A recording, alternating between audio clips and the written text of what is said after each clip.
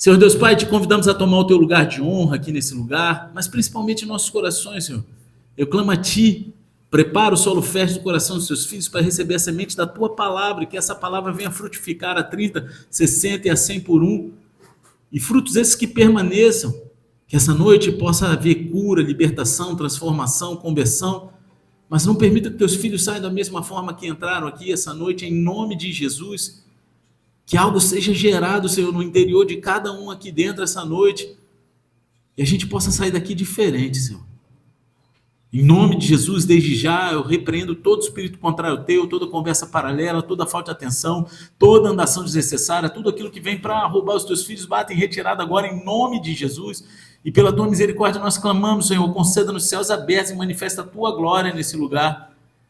Em nome de Jesus, amém.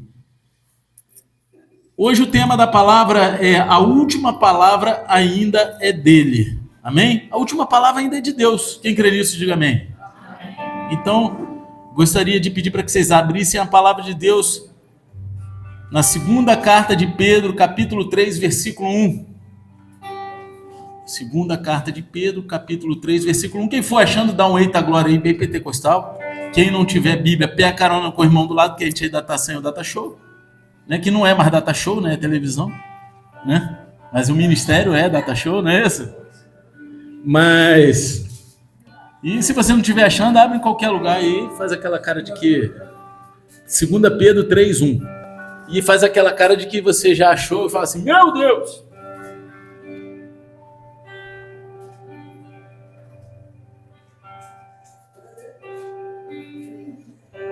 Todos acharam? Aleluia. E diz assim, amados, esta é agora a segunda carta que lhes escrevo, e em ambas quero despertar com essas lembranças. Quer? 2 Pedro 3. Lembranças à sua mente sincera, para que vocês se recordem das palavras proferidas no passado pelos santos profetas e do mandamento do nosso Senhor e Salvador, que os apóstolos de vocês lhes ensinaram.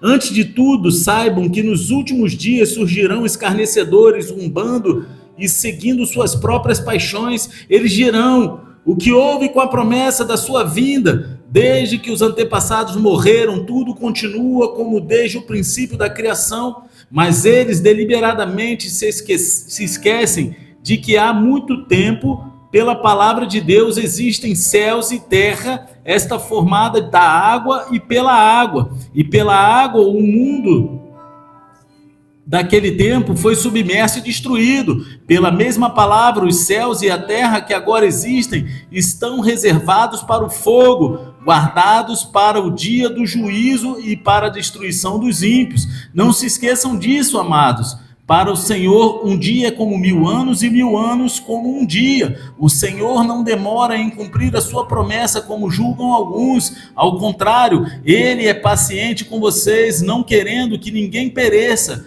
mas que todos cheguem ao arrependimento. O dia do Senhor, porém, virá como ladrão. Os céus desaparecerão com um grande estrondo. Os elementos serão desfeitos pelo calor e a terra e tudo que nela há será desnudada. Visto que tudo será assim desfeito, que tipo de pessoas é necessário que vocês sejam? Vivam de maneira santa e piedosa, esperando o dia de Deus e apressando a sua vinda. Naquele dia, os céus serão desfeitos pelo fogo e os elementos se derreterão pelo calor. Todavia, de acordo com a sua promessa, esperamos novos céus e nova terra, onde habita justiça. Só até aí, amém? Você deve estar pensando, lá vem, né, meu irmão? Palavra difícil, dura. Só que nessa noite, eu quero lembrar vocês de algo poderoso.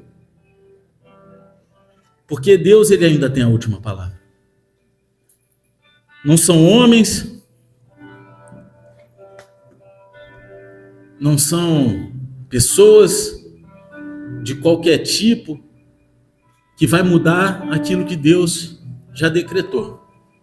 A gente vive em tempos onde zombadores levantam a voz, O pecado tem se tornado moda. E a espera pelo Senhor é vista como loucura. Parou? Tá bom.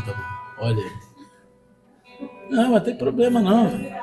Quem sabe faz ao vivo, não é isso? Só que a palavra de Deus, ela ainda está de pé, meu querido. E a promessa da vinda dele, ela não falhou.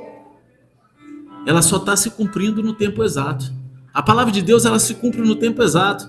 Eu vivo falando aqui, acho que quase todo culto, eu sempre cito isso, eu falo, cara, Deus, ele não tarda, o pessoal fala, ele tarda, mas não falha. Não, a palavra de Deus, ela se cumpre exatamente.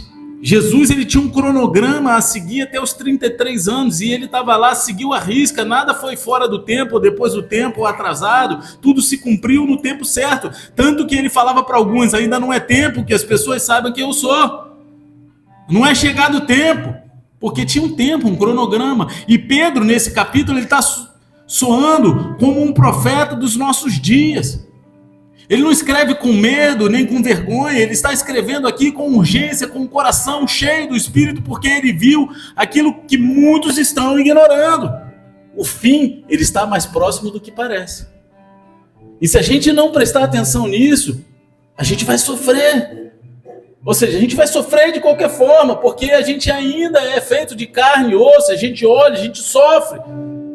Só que quando eu digo que a gente vai sofrer se a gente não atentar a isso, é no dia do juízo. Então, Pedro, ele começa esse capítulo com um chamado à memória. Ele vem e fala, amados, esta é agora a segunda carta que lhes escrevo. Em ambas quero despertar com estas lembranças a sua mente sincera. A palavra traduzida como mente sincera aqui, ela no original do grego, ela é a palavra eilikrines, que ela carrega uma ideia de algo puro, transparente, testado à luz do sol. Ou seja, Pedro, ele está apelando para uma mente que não foi corrompida, ela não foi manipulada ou obscurecida, mas que é clara, limpa e sensível à voz de Deus. E muitos têm se deixado obscurecer a mente pelas coisas que ficam se alimentando por aí da internet. Estou falando para você não assistir mais pregação na internet, você não olhar para as coisas, mas você sondar aquilo que você vai ver, aquilo que você vai se alimentar, que a sua mente possa permanecer clara, testada, com o coração limpo. Agora, por que isso importa? Porque a maior guerra dos últimos dias não é contra o corpo, nem contra as emoções. É a guerra pela mente. Vai afetar suas emoções? Vai. Mas ela começa na sua mente. O inferno, ele sabe que se ele dominar a tua mente, ele altera a tua crença. E se ele mudar aquilo que você crê, ele distorce para onde você vai. E tem acontecido com isso. Tem um monte de gente dentro da igreja que, infelizmente, não está salva. Não é à toa que Paulo fala em Romanos 12:2, que acho que é o capítulo, versículo mais citado por mim nos últimos tempos. Você já deve ter decorado, né? Preciso ler? Fala aí, vou falar para você refalar. Não se amoldem ao padrão desse mundo, mas transformem-se pela renovação da sua mente. Teve uma época até que Deus, ele me deu uma palavra específica com esse versículo. E quando ele me deu essa palavra, ele falou, já aconteceu isso 2 vezes, né? Que ele dá uma palavra e fala, agora você vai pregar em um monte de lugar essa palavra. Eu quase não sou convidado, eu vou pregar Cabo Frio aqui, uma vez ali, outra ali. Aí quando acontece isso, pô, Deus abre as portas que vai pregar na Igreja Batista, vai pregar lá. Até em Palhoça eu fui preparar pregando. Meu irmão, né? Então assim, cara, é algo que esse texto, ele mexe comigo. Porque a mente é um campo de batalha onde céu e inferno travam a sua guerra mais estratégica. E a gente tem que deixar a nossa mente ser renovada em Cristo. E Pedro, ele está aqui para nos despertar, nos cutucar e nos fazer lembrar das verdades que um dia incendiaram o nosso coração.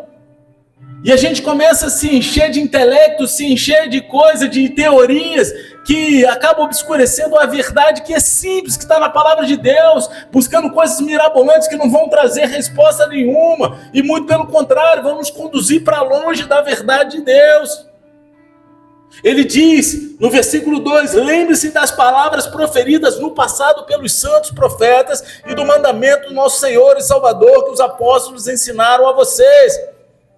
Em outras palavras, ele está falando, voltem às Escrituras, voltem àquilo que vocês ouviram no início, voltem ao fundamento que não muda. É por isso que eu falo, cara,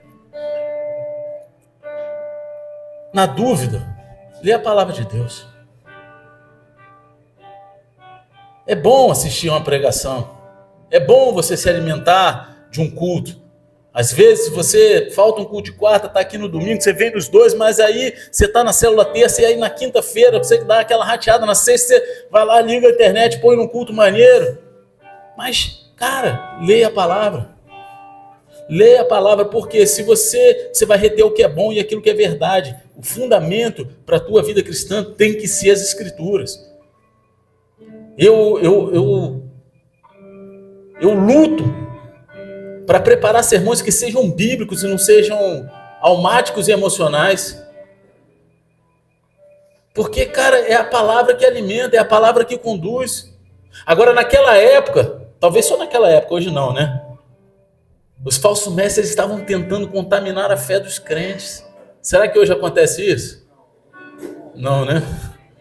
Eles estavam colocando dúvidas sobre as promessas da volta de Cristo. E hoje o cenário não é diferente. A zombaria se veste de intelectualidade, o engano se camufla como opinião e a distração ela é vendida como estilo de vida.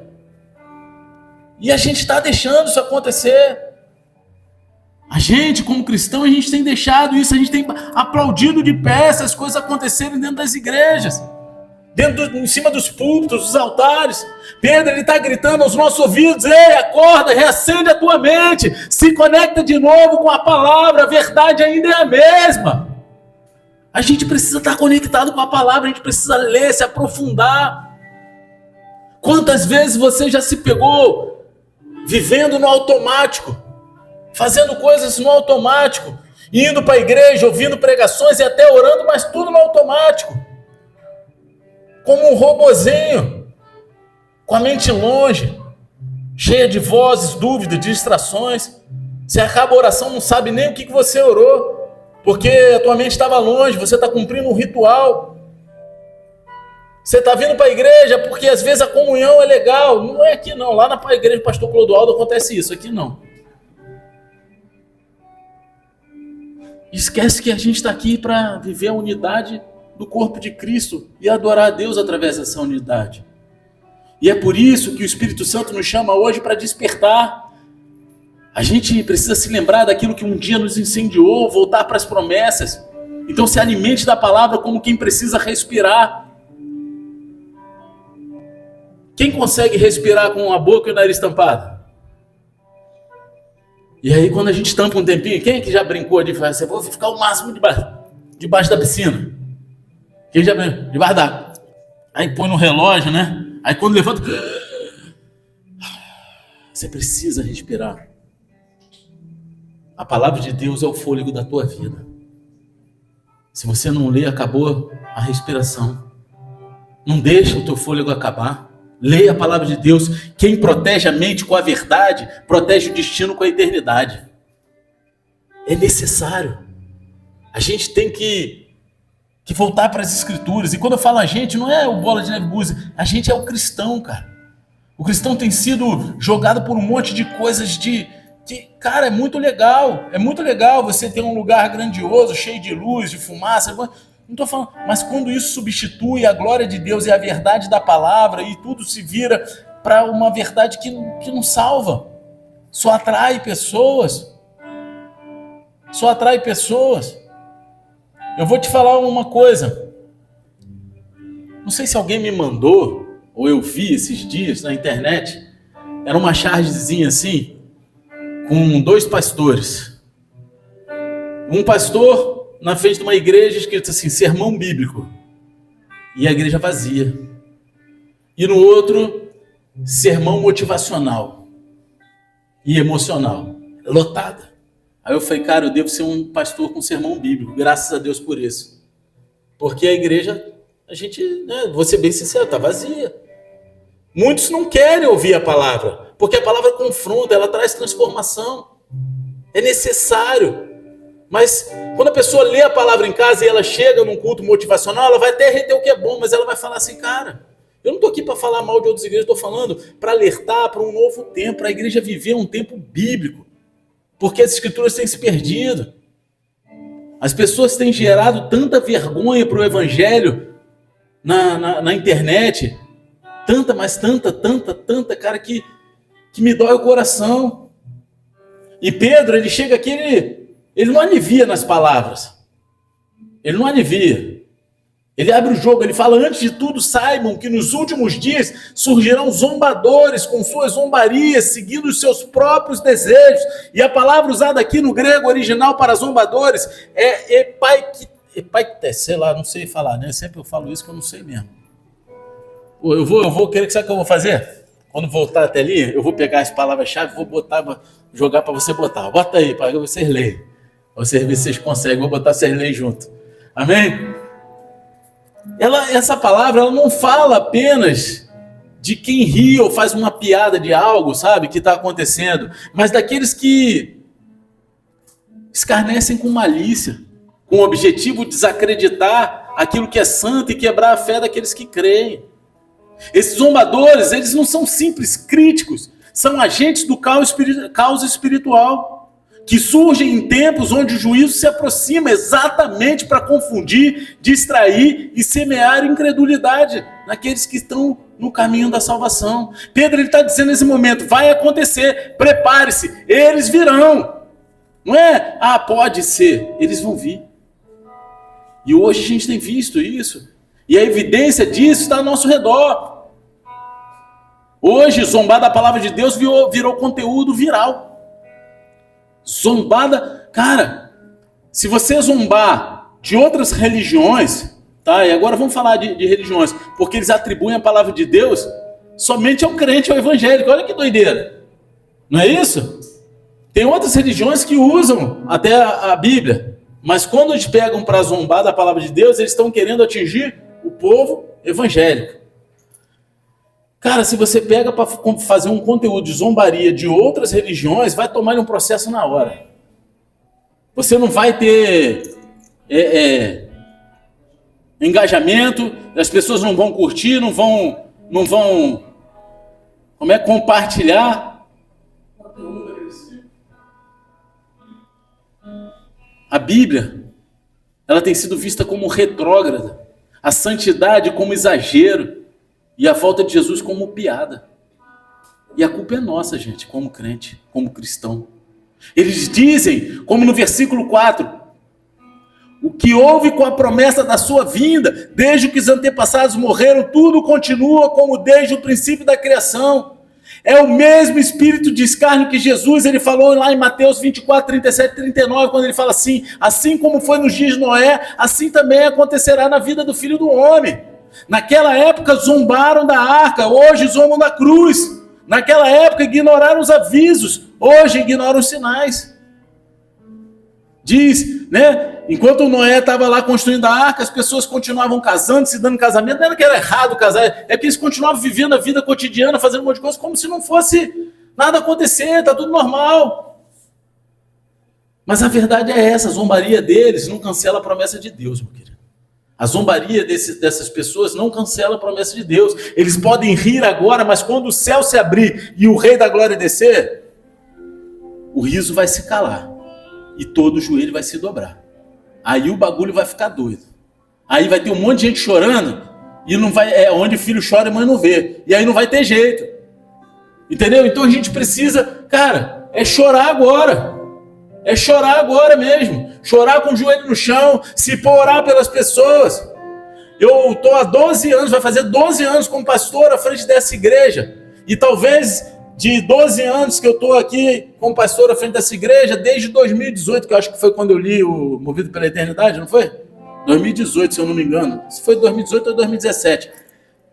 Tem quantos anos? 18, 19, 20? 7 anos. 7 anos falando pra galera ler. Leiam o Movido pela Eternidade. Quantos leram? E aí, chorou? Dá uma tristeza e uma angústia por aqueles que você ama, não dá não? Eu sou mais chorão, né? Então eu choro mesmo. Tu leu? Falta por doses homeopáticas, né? Leiam, cara. Leia, eu não ganho, eu devia ligar pro John Bevere e falar, cara, me dá um dinheirinho aí, cara, porque eu faço uma propaganda do teu livro, cara. Aí, John Bevere, me segue, curte, compartilha. Você tá entendendo? Cara, a arca da salvação, ela continua aberta. A porta ainda está escancarada pela graça. Mas só que não vai ser assim para sempre. Não vai ser desse jeito o tempo todo. Pedro nos lembra que a demora aparente do Senhor é, na verdade, um tempo extra de misericórdia para aqueles que ainda precisam entrar. Talvez você esteja cercado com pessoas que zombam a tua fé, que te chamam de radical, bitolado, ultrapassado. Quem já passou por isso? A gente vai passar, cara. Se não está passando, em algum momento tu passou ou vai passar do lado de pessoas que vão zombar de você se você se posicionar. Talvez até dentro da tua casa, no trabalho, na escola. Só que escuta uma coisa: não negocie a sua fé para ser aceito no mundo que já está condenado. Não negocie. Não vale a pena. Lembra do que Jesus disse lá em João 15, 18, 19? Ele fala: se o mundo os odeia, eu tenho a mente que antes me odiou. O mundo odiou Jesus, então que odeia a gente, não estou nem aí. Como eu sempre falei, rugas de preocupação se tu me odeia, meu irmão. Né? Não gostou? Fala com a minha mão. Cara, às vezes a gente vai ter que ser grosso, mas João Batista era grosso. Jesus também não era. Chamava os caras de quê? Hipócritas. Pô, se hoje entra um cara aqui falando fanfarragem, tu chama ele de hipócrita. Pô, esse pastor é muito duro. Esse pastor é grosso. Meu irmão, o reino dos céus é conquistado à força. Não é no amorzinho do Hello Kitty, não. Ser zombado por causa de Cristo é sinal de que você está andando na contramão do inferno. Então deseje ser zombado por causa de Cristo. Que aí você vai ter o verdadeiro sentimento que você está no caminho certo. Não recue, não cale, continue crendo, pregando, vivendo como se Jesus fosse voltar hoje, agora, durante o culto. Tem um monte de coisa na internet que mostra assim o pastor pregando e as pessoas sumindo, só ficam as roupas. Quem já viu? Tem uns até que o pastor que fica, né? Aí o pastor fica, caraca, meu irmão, imagina. É doideira, meu irmão, porque pode acontecer isso de uma hora para outra. Os sinais já se cumpriram. Todos os sinais já se cumpriram. Aí tem teólogos que falam, não, falta 1, 2 ali. Aí outros, não, já se cumpriu tudo. Outro fala, falta não sei o quê, mas o tempo é esse. A gente não sabe o dia nem hora, mas a gente sabe o tempo previsto. Não recue. A zombaria dos homens não silencia a fidelidade de Deus.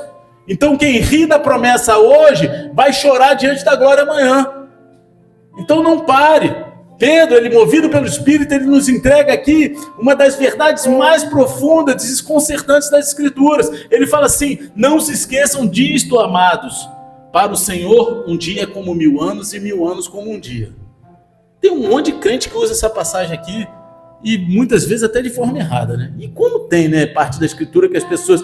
Né, eu sempre ouvi assim, tem gente que pega um texto fora do contexto para gerar um pretexto, não é isso? É até um trava-língua isso, né? E muita gente usa várias partes da Escritura de forma errada. Só que isso aqui não é um recurso poético que Pedro usou, é uma chave profética. Pedro está nos ensinando algo que muitos esquecem. Deus, ele não está limitado ao tempo como nós. Ele não está limitado ao tempo. Ele é o Deus do tempo, ele é o criador do relógio, ele é o dono da eternidade. O tempo, para nós, ele é linear. A gente tem passado, presente e futuro. A gente sabe aquilo que vivemos no passado, a gente sabe das histórias que passaram, a gente vive o presente tentando almejar um futuro. Só que Deus está tudo diante dele, ao mesmo tempo. Ao mesmo tempo, ele olha e ele vislumbra o início, o meio e o fim de uma só vez. Ele não é limitado como a gente que só conhece o passado e vive o momento. Ele sabe o teu passado, ele sabe o teu presente e o teu futuro numa olhada só. Então o que para você parece atraso, para ele é apenas um momento exato de agir. Aquilo que para você parece algo e não, está demorando. Né? Quantas vezes você já pensou assim? Fala aí, quem já pensou muitas vezes assim? Está demorando a se cumprir, está demorando a acontecer, está demorando... Meu irmão, é o tempo exato de Deus. A gente não consegue vislumbrar essa verdade, mas Deus, ele está no controle de todas as coisas e ele sabe, ele vislumbra tudo numa olhada. A ansiedade humana pergunta, mas já se passaram mais de 2000 anos de Jesus, ainda não voltou, não é isso? Às vezes você vai até evangelizar e as pessoas falam isso. Eu já ouvi pessoas dizer, acho que foi a pastora que conta aqui, não sei quem é, que fala que o cara falava que assim, mas Jesus está voltando desde a época da minha avó. Não, na verdade Jesus está voltando desde que foi crucificado. Foi para o céu, né? Voltou, ressuscitado, e foi embora de novo, ele está voltando, só que cada dia está mais perto. Essa é a verdade. Você está entendendo? Pedro responde com firmeza no verso 9, ele fala, o Senhor não demora em cumprir a sua promessa, como julgam alguns. Ao contrário, ele é paciente com vocês, não querendo que ninguém pereça, mas que todos cheguem ao arrependimento. E aí que eu falo, cara, Deus, ele quer que todos se arrependam. Ele quer que todos sejam convertidos. Ele quer que todos vão para o céu. Mas, infelizmente, isso não vai acontecer. O aparente silêncio de Deus não é desatenção, é misericórdia. Ele está dando tempo ainda para a gente. Ele não esqueceu a promessa. Ele só está dando tempo para mais um ser alcançado. Quem já viu aquele filme Até o Último Homem? Quem já viu? Meu irmão, se aquele cara tivesse mais tempo, ele tinha salvo mais gente lá em cima. Mó doideira quando ele começa a jogar o japonesinho para baixo também, né? Ele cada já vai. Meu irmão, e Deus é assim, às vezes a gente como crente, a gente fica olhando, não, esse não vai ser salvo. Eu vou falar algo polêmico aqui, mas também não tô nem aí mais também não, tá? Porque às vezes a gente fica, não fala. Cara, meu filho chegou para mim e perguntou assim, pai, católico vai pro céu? Eu falei, vai. Tem muito católico que vai pro céu e muito crente que vai pro inferno. Porque não é a religião que salva. É o que está escrito na palavra. Você crê em Jesus como teu único Senhor e Salvador? E ponto. A gente precisa crer. É isso que vai nos salvar. Só que aí ele perguntou isso porque ele fica assim, mas é porque o meu amigo é católico, ele fala palavrão. Aí eu não quis entrar no debate teológico com a criança de 10 anos, né? Porque aí, não é porque o cara é católico, tem um monte de crente que fala palavrão também. Não é pela religião. É pelo caráter, é uma criança, é o que ele deve ver em casa. Os pais falando palavrão o tempo todo. E eu já fui católico não praticante. Só que antigamente era muito normal o cara, qual é a tua religião? Católico não praticante. Só que, paz, hoje em dia tem um monte de crente não praticante. O cara é simpatizante, ele já frequentou a igreja, de vez em quando ele ainda visita. Ele às vezes até é vinculado a alguma igreja, que ele vai uma vez por mês, mas ele não pratica, ele só vai lá para se sentir bem, para receber um passe espiritual. Só que a gente precisa se posicionar e o tempo é agora. Porque Deus está dando tempo, só que a gente não sabe quando esse tempo vai acabar. E pensa comigo, se esse tempo extra que Deus está dando for para alguém da sua casa, alguém do teu convívio, e se for por aquele amigo que você já quase desistiu de evangelizar, ou até mesmo por você que tem vivido no automático, se distanciando do fogo que um dia te consumiu, daquele fogo que ardia, você chorava na presença de Deus.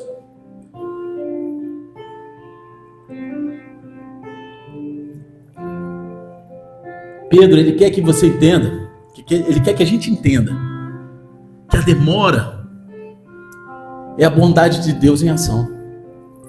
Ele segura o relógio para dar chance ao arrependimento de todos. Ele está ali segurando. Ele não falhou na promessa. Ele quer mais um. Só mais uma vida. Só mais uma vida. E não é a primeira vez que ele faz isso. Nos dias de Noé, a arca demorou 100 anos para ser construída. Não foi assim, ó. Noé, construa uma arca para mim. E aí ele foi lá em uma semana e construiu. Não foi. Não é assim, Noé não construiu. 100 anos de marteladas, zombarias e oportunidade para mudar. Aquele povo teve 100 anos para se arrepender. Mas quando Deus fechou a porta da arca, a chuva caiu e o tempo acabou. Mas será que se aquele povo daquela época tivesse sido que nem Quando Jonas foi em Nínive, que eu falo, quando eu pergunto assim para as pessoas, quem foi o maior pregador da Bíblia? Quem é que fala? Alguns falam que foi Pedro, né? Que pregou e 5 mil se converteram. 5 mil ou 3 mil? 3 mil, né? 3 mil. Eu sempre confundo 5 mil da multiplicação. 3 mil, Pedro. Para mim é Jonas.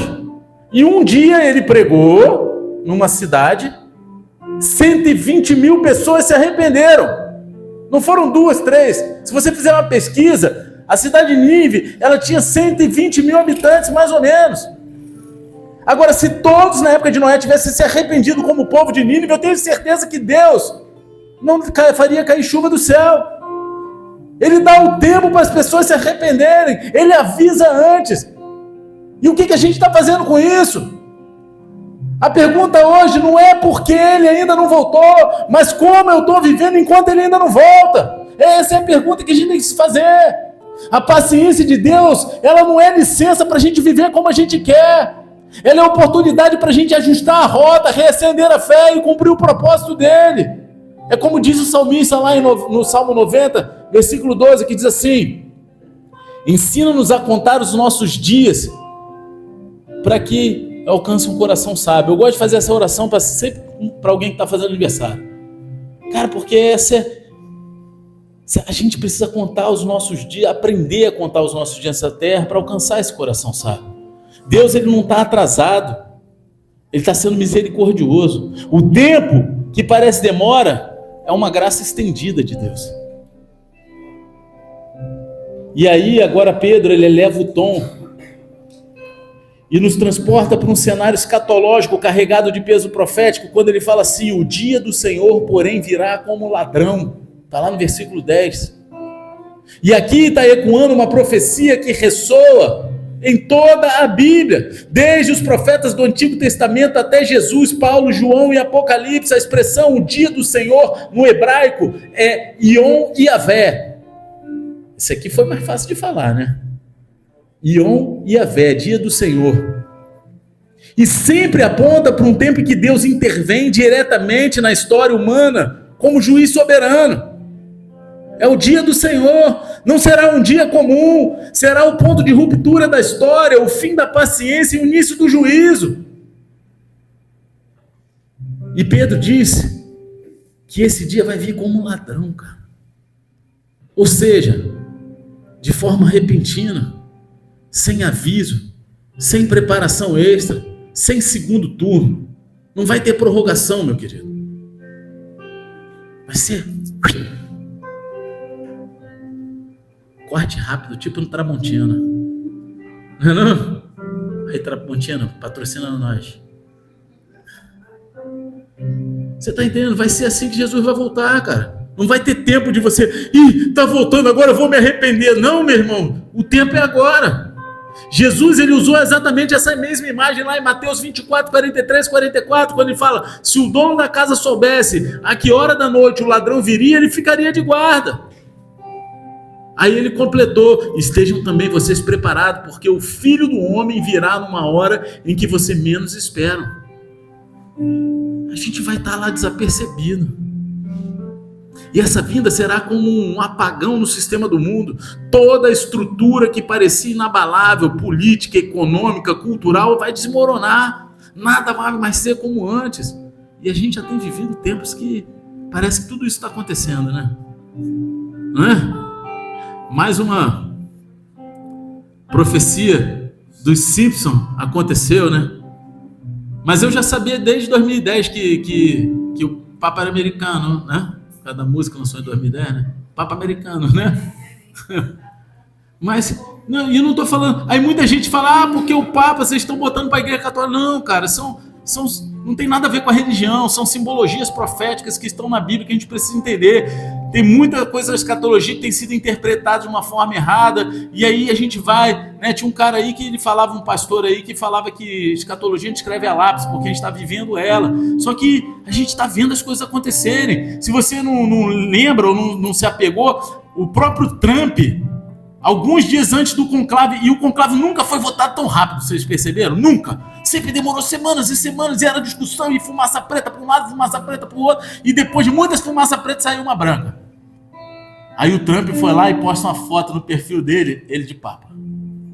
Inteligência artificial. Ah, coincidência, né? Coincidência, tá bom. Quem tem ouvidos ouça, quem tem olhos vejam. Pedro diz: os céus desaparecerão com um grande estrondo, os elementos serão desfeitos pelo calor, e a terra e tudo que nela há será desnudada. Cara, isso não é alegoria, isso é escatologia. A criação ela vai ser confrontada com o Criador. E só vai permanecer de pé quem tiver com a lâmpada cheia, a lamparina cheia, como as virgens prudentes lá de Mateus 25. A gente até cantou aqui hoje. Minha lamparina, né? Cara, quem é que tá com a lamparina acesa, cheia de óleo aí? Vambora, cara. Enquanto muitos estão vivendo distraídos, preocupados com curtidas, status, influência, engajamento, o céu está prestes a rasgar. E o rei está prestes a descer. Falta isso aqui. Não tem aquele meme? Falta isso aqui? Está faltando isso aqui. Isso aqui. Isso aqui. Pedro, ele está nos chamando para um tipo de vida que não é movida pelo medo, mas pela urgência. Urgência para viver em santidade, urgência para viver com coragem, urgência para manter o olho aceso e os olhos no céu. Você está preparado para o inesperado? A tua fé está firme ou adormecida? Eu já falei aqui em outras pregações, cara, tem gente que está se preparando para o fim do mundo, o apocalipse zumbi, guarda um monte de comida. Não falo nada de errado com isso, não tem nada de errado. Mas além dessa preparação, se você não se prepara espiritualmente com posicionamento, meu irmão, não adianta nada tu juntar comida, juntar arma, juntar não sei o que lá, se você não tiver posicionado espiritualmente. Você está entendendo? A tua fé está firme ou adormecida? Você está construindo para o céu ou você está decorando na terra? A gente precisa se posicionar. A palavra de Paulo lá em 1 Tessalonicenses capítulo 5, versículo 2 ao 4 diz assim: vocês sabem perfeitamente que o dia do Senhor virá como ladrão à noite, mas vocês, irmãos, não estão nas trevas, mas para que esse dia os surpreenda como ladrão. A gente não está mais nas trevas, será que estamos? A volta de Jesus ela será repentina para o mundo, mas esperada por aqueles que são vigilantes. Quem vive preparado não vai ser surpreendido. Você está entendendo? Quem está preparado para receber o ladrão dentro de casa? Olha aí.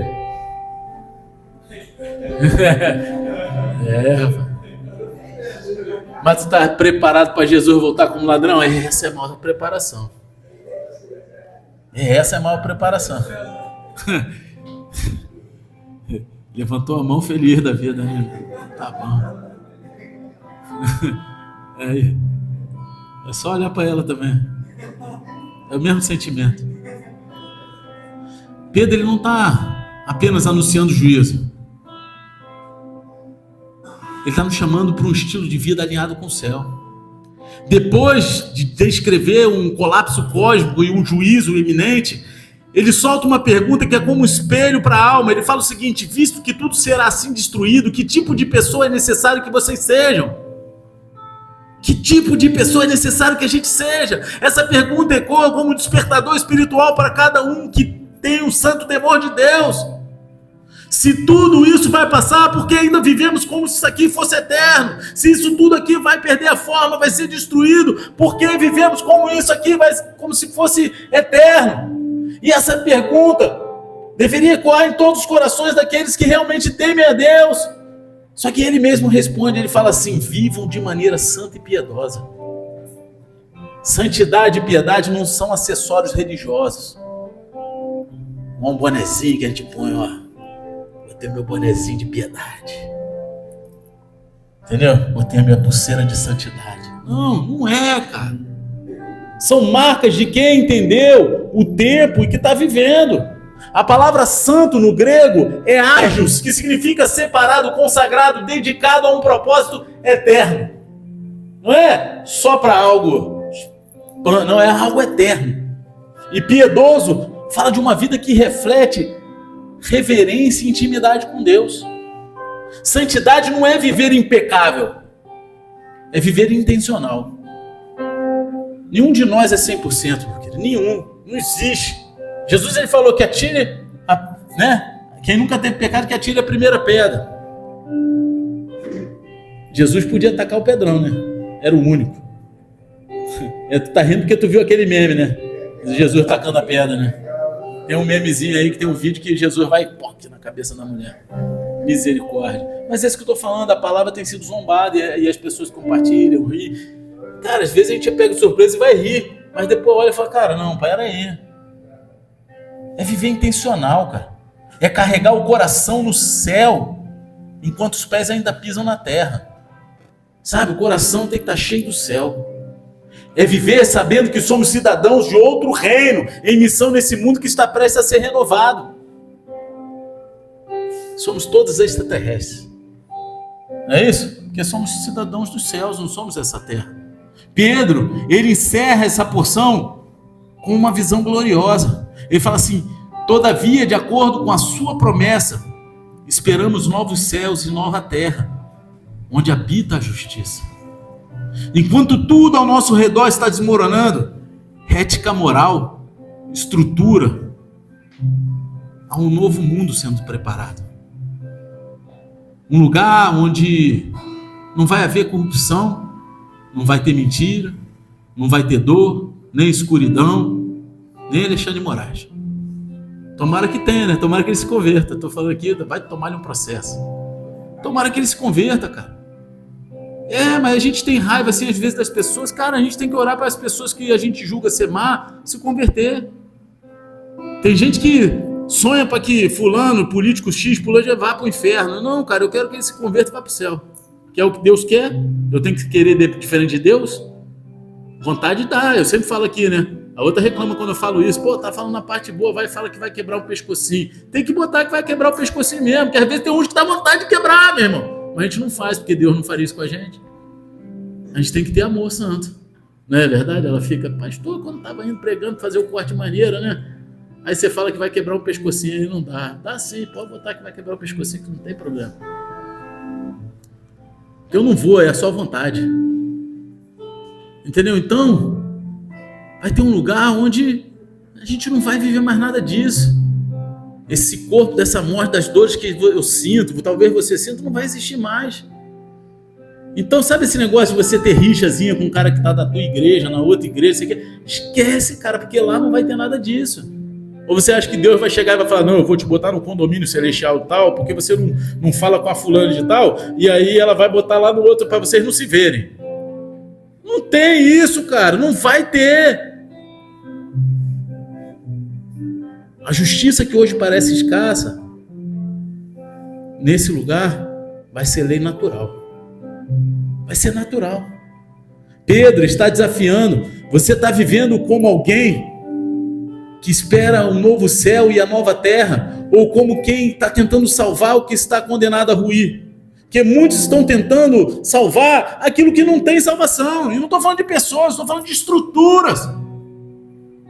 Você está entendendo? Hoje muitos querem um evangelho que ajude a viver melhor aqui. Mas essa não é a promessa de Jesus, essa não é a promessa do evangelho. O verdadeiro evangelho nos prepara para viver com ele lá. Não é para viver melhor aqui. Eu me converti e hoje não sei o que. Cara, a conversão traz uma única certeza, a alegria da salvação e de uma eternidade com Cristo. O resto é só acessório, é só a bênção a mais e não é obrigação de Deus. As pessoas querem buscar o evangelho para se sentir bem aqui e viver melhor. Só que o evangelho é para te fazer viver com um conforto de que ainda que esteja ruim aqui, você vai para um lugar melhor do que esse. Esse é o verdadeiro evangelho. Mas esse evangelho não enche igreja. Esse evangelho não acalma o coração. Por que Paulo preferia morrer do que estar vivo?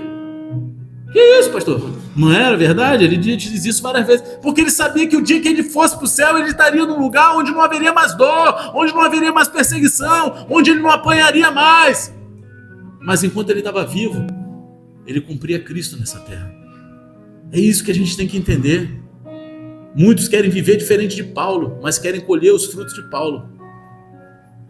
É tempo de alinhar as nossas prioridades, purificar a nossa caminhada e reacender a esperança da eternidade nos nossos corações. É como disse João lá em 1 João, capítulo 3, versículo 3. Todo aquele que nele tem essa esperança purifica-se a si mesmo, assim como ele é puro.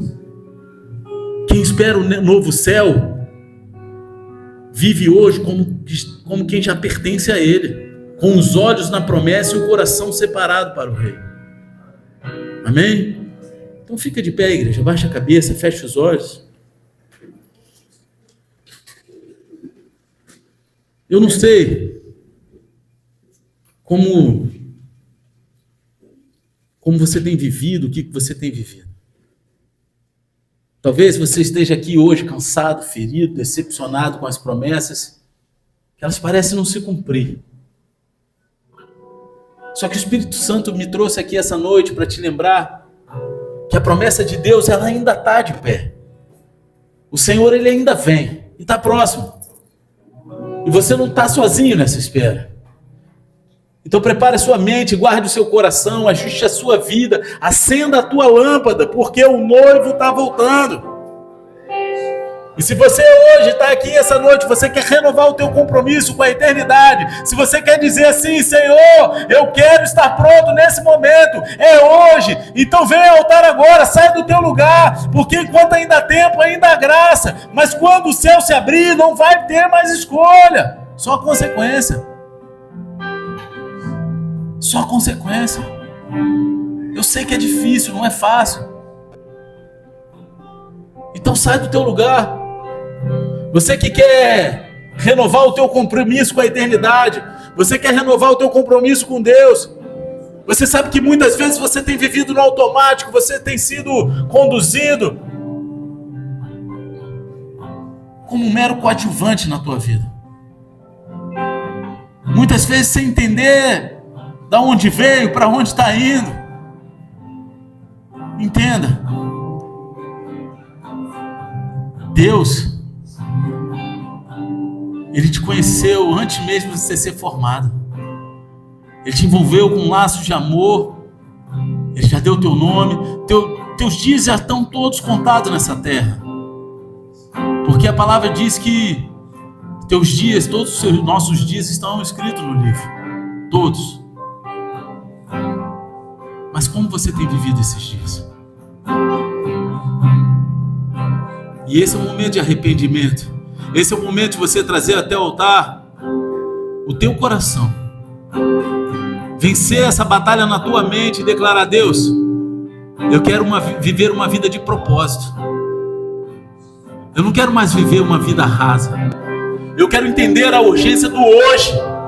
Eu não quero deixar mais para amanhã aquilo que eu sei que eu tenho que me posicionar hoje, Senhor. Porque amanhã pode não existir. Porque eu falo de Jesus voltando hoje, agora, amanhã. Sei lá, pode demorar 6 meses, 1 ano, 2 anos, 10 anos, quem sabe. Mas para alguns, Jesus vai voltar hoje, ali na rua. E não vai ter mais chance.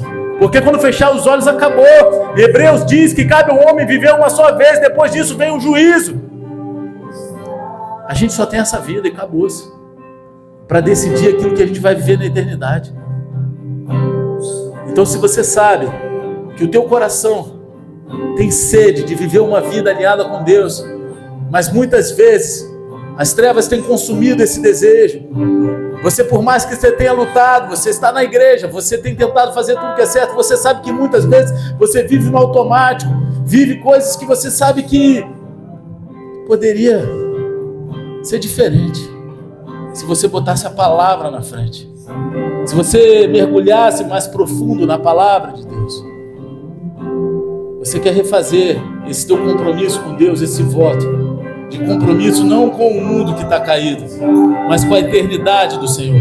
Sai do teu lugar então, enquanto a gente ouvir esse louvor, para que a gente possa orar pela tua vida.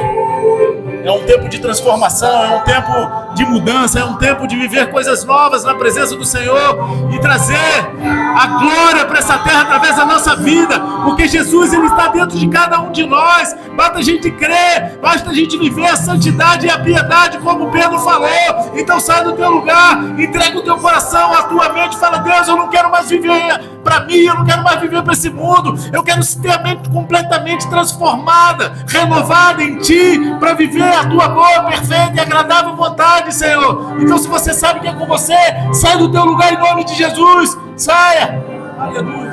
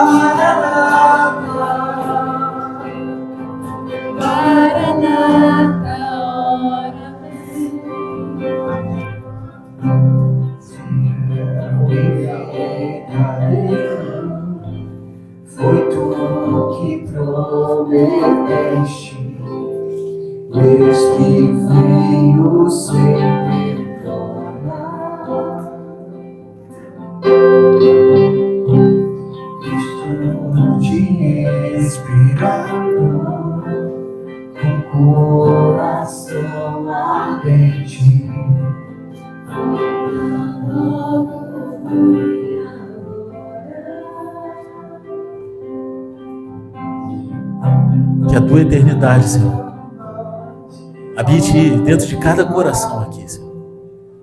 E isso venha trazer uma alegria, mesmo em tempos de guerra, Senhor. Mesmo em tempos de dor e dificuldade, Senhor. Arranca toda aflição, toda depressão, toda angústia. Gera, Senhor, no coração dos teus filhos a convicção da eternidade, num senso de urgência para se posicionar diante de Ti. Gera, Senhor, sede e fome pela Tua palavra, Senhor. Que assim como eles precisam respirar para viver, eles possam entender que eles precisam ter intimidade contigo para permanecer na eternidade. porque a última palavra ainda é sua, Senhor. A última palavra é sua. E o Senhor disse que o Senhor quer todos, não é alguns.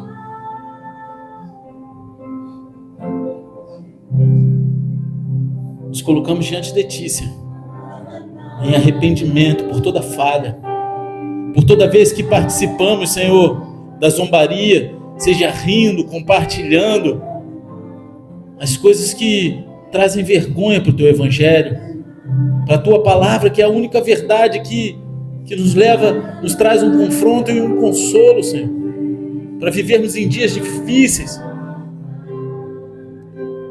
que possamos nos arrepender não só por aquilo que fizemos, Senhor, mas por aquilo que muitas vezes, Senhor, propagamos juntos com aqueles que erraram, Senhor. Nos arrepender pelo erro daqueles que vieram antes de nós também, Senhor. Pedimos perdão, Senhor, pela falha da Tua igreja em muitos pontos, Senhor. Transforma os nossos corações e as nossas mentes. Nos renova a cada dia para viver um evangelho puro e genuíno, sem facção, sem divisão, sem zombaria, Senhor. Mas que demonstre o Teu amor e que sejamos dignos, Senhor, de, conforme o louvor que falou aqui no início, de carregar a Tua glória em nossos ombros, Senhor. E se você recebeu essa oração, você crê nisso, aplauda Jesus de todo o coração, aplauda Ele. É tempo de viver o novo de Deus, é tempo de viver como se não houvesse um amanhã, a urgência do Senhor, porque Ele está voltando. Maranata, Senhor. Aleluia, aleluia, glória a Deus, glória a Deus.